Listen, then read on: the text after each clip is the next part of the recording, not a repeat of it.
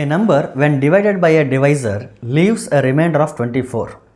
When twice the original number is divided by the same divisor, the remainder is 11. What is the value of the divisor? ಏನಿದೆ ಅಂದರೆ ಒಂದು number ಇದೆ. ಆ ನಂಬರ್ನ ಒಂದು ಡಿವೈಸರಿಂದ divide ಮಾಡಿದಾಗ ರಿಮೈಂಡರ್ ಎಷ್ಟು ಉಳಿತದೆ ಅಂತಂದರೆ 24 ಉಳಿಯುತ್ತೆ. ಅಂದರೆ ಇಲ್ಲಿ ಡಿವಿಡೆಂಡ್ ಇದೆ, ಡಿವೈಸರ್ ಇದೆ, ರಿಮೈಂಡರ್ ಇದೆ. ಬಟ್ ರಿಮೈಂಡರ್ ವ್ಯಾಲ್ಯೂ ಕೊಟ್ಟಿದ್ದಾರೆ ಇಲ್ಲಿ. ನೆಕ್ಸ್ಟ್ ಏನು ಹೇಳ್ತಾರೆ ಅಂತಂದರೆ twice the original number is divided by the same divisor. ಒಂದು ವೇಳೆ ಅದೇನು ಮೊದಲೇ ನಂಬರ್ ಏನಿತ್ತಲ್ಲ ಅದರ ಟ್ವೈಸ್ ಅಂದರೆ 2 ಟೈಮ್ಸ್ ಮಲ್ಟಿಪ್ಲೈ ಮಾಡಿ ಅದನ್ನು ಸೇಮ್ ಡಿವೈಸರಿಂದ ಏನಾದರೂ ಡಿವೈಡ್ ಮಾಡಿದರೆ ಆವಾಗ ರಿಮೈಂಡರ್ ಎಷ್ಟು ಉಳಿತದಂತೆ 11 ಉಳಿಯುತ್ತೆ ಅಂತ ಹೇಳ್ತಾರೆ. ಹಾಗಾದರೆ ಡಿವೈಸರ್ ಎಷ್ಟಾಗಿರಬಹುದು ಅನ್ನೋದು ಕ್ವಶನ್ ಇಲ್ಲಿ.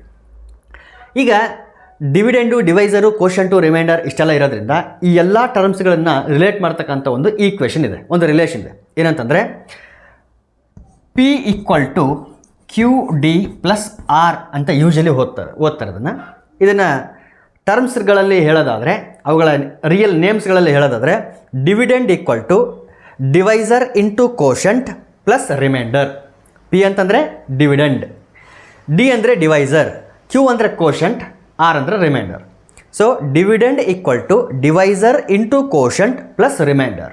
ಇದು ಆ 4 ಟರ್ಮ್ಗಳನ್ನ ರಿಲೇಟ್ ಮಾಡ್ತಕ್ಕಂಥ ಒಂದು ರಿಲೇಷನ್ನು. ಇಲ್ಲಿ ನಂಬರೇ ಏನಾಗಿರುತ್ತೆ ಅಂದರೆ ಡಿವಿಡೆಂಡ್ ಆಗಿರುತ್ತದೆ. ಅದೇನು ಅಂತ ಗೊತ್ತಿಲ್ಲ. ಸೊ ಏನು ಅನ್ಕೊಳ್ಳೋಣ ಅಂತಂದರೆ ಪಿ ಅಂತಲೇ ಅನ್ಕೊಳ್ಳಿ, ತೊಂದರೆ ಇಲ್ಲ. ಆ ನಂಬರ್ ಯಾವುದಾಗಿರಲಿ, ಪಿ ಆಗಿರಲಿ. ಈ ಪಿ ಅನ್ನೋ ನಂಬರನ್ನು ಡಿ ಅನ್ನೋ ಡಿವೈಸರಿಂದ ಡಿವೈಡ್ ಮಾಡಿದಾಗ ಕೋಶಂಟ್ ಎಷ್ಟು ಬರುತ್ತೋ ಗೊತ್ತಿಲ್ಲ ನನಗೆ, ಅದನ್ನು ಕ್ಯೂ ಅಂತಲೇ ಕರೀರಿ. ಬಟ್ ರಿಮೈಂಡರ್ ಎಷ್ಟು ಬರುತ್ತಂತೆ, 24 ಬರುತ್ತಂತೆ. ಸೊ ಇದು first equation.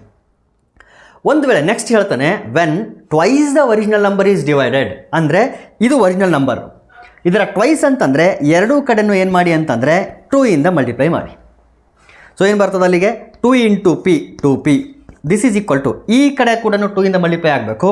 2 into Q D ಅಂತಂದರೆ 2QD ಪ್ಲಸ್ 2 ಇಂಟು 24 ಅಂತಂದರೆ ಅಲ್ಲಿಗೆ 48 ಆಯಿತು. ಸೊ 2p ಅಂದರೂ ಒಂದೇ ಅರ್ಥ, 2QD ಪ್ಲಸ್ 48 ಅಂದರೂ ಕೂಡ ಒಂದೇ ಅರ್ಥ.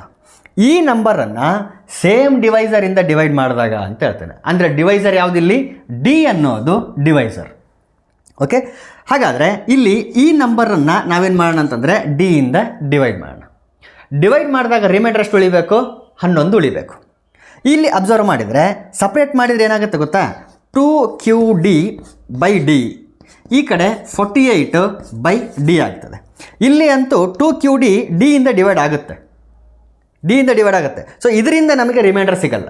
ಹಾಗಾದರೆ ರಿಮೈಂಡರ್ ಸಿಗಬೇಕು ಅಂತಂದರೆ ಯಾವ ನಂಬರಿಂದ ಸಿಗ್ತದೆ ನಮಗೆ ಅಂತಂದರೆ ಈ 48ಇಂದ ನಮಗೆ ರಿಮೈಂಡರ್ ಸಿಗ್ತದೆ.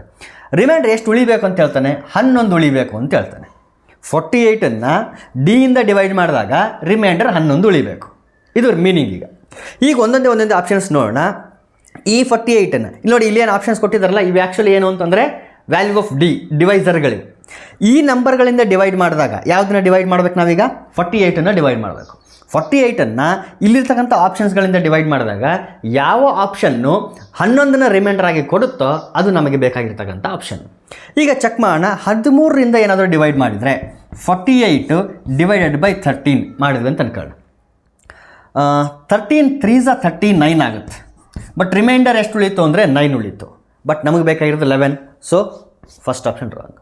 ನೆಕ್ಸ್ಟ್ 59ಇಂದ ಡಿವೈಡ್ ಮಾಡಿದರೆ ನೋಡಿ, 59ಇಂದ 48ಅನ್ನು ಡಿವೈಡ್ ಮಾಡಿದರೆ 59 1 59 ತಗೊಳಕ್ಕಾಗಲ್ಲ.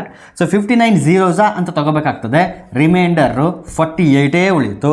So option 2 is also wrong. ಇನ್ನು 35ಇಂದ ಡಿವೈಡ್ ಮಾಡೋಣ.